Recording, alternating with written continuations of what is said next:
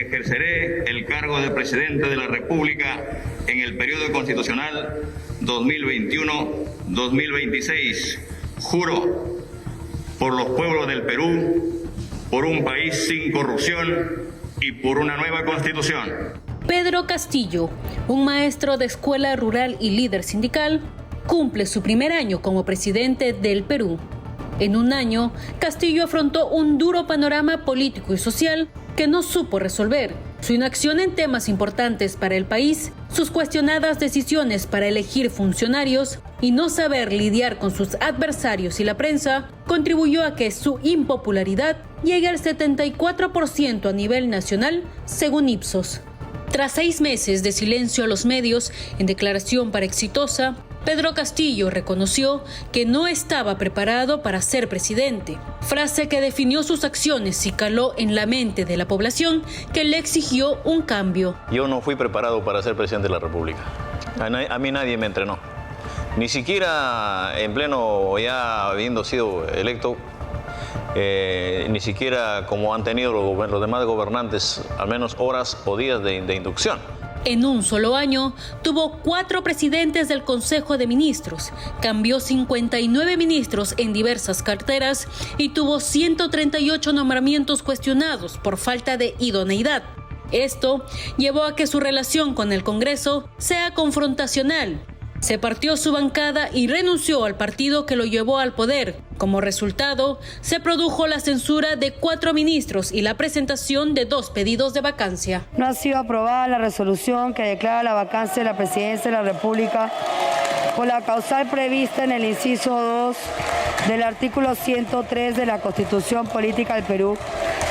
En consecuencia, pasa al archivo.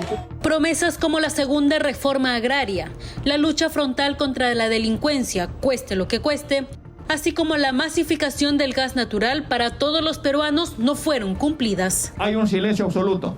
Desde el gobierno, llamo acá, desde este espacio, a que esta empresa responsable vamos a hacer que cumpla sus responsabilidades penales, civiles y administrativas. Uno de los primeros desafíos durante el primer año en su presidencia estuvo el derrame de petróleo que se produjo en el mar de Ventanilla, hecho que fue considerado el peor desastre ecológico que se produjo en la capital, sobre el que hubo una respuesta tardía del gobierno en la dación de bonos para 5,000 pescadores afectados. Pero si algo hizo bien, al inicio fue garantizar la vacunación del 70% de la población con la tercera dosis contra la COVID-19. Yo agradezco bastante a Perú Libre por habernos acogido en esta contienda que nos ha llevado al triunfo en el marco de esta campaña que se ha abierto y se ha hecho democráticamente. En las próximas horas yo voy a dar una respuesta. Pedro Castillo, en un solo año, se convirtió en el primer presidente investigado en el ejercicio de sus funciones por presuntos actos de corrupción que involucraron a su círculo de amigos y familiares, algunos de los que se encuentran fugados. Desde entonces, ha jurado inocencia y ser víctima de quienes buscan sacarlo del poder. Yo creo que hay que hacer la excepción. A mí jamás me van a ver metidos en actos de corrupción. Castillo tiene 5 investigaciones activas en la Fiscalía de la Nación y se le imputan delitos que van desde el tráfico de influencias, colusión, falsedad genérica, patrocinio ilegal e incluso se le acusa de ser líder de una organización criminal enquistada en el Ministerio de Transportes y Comunicaciones.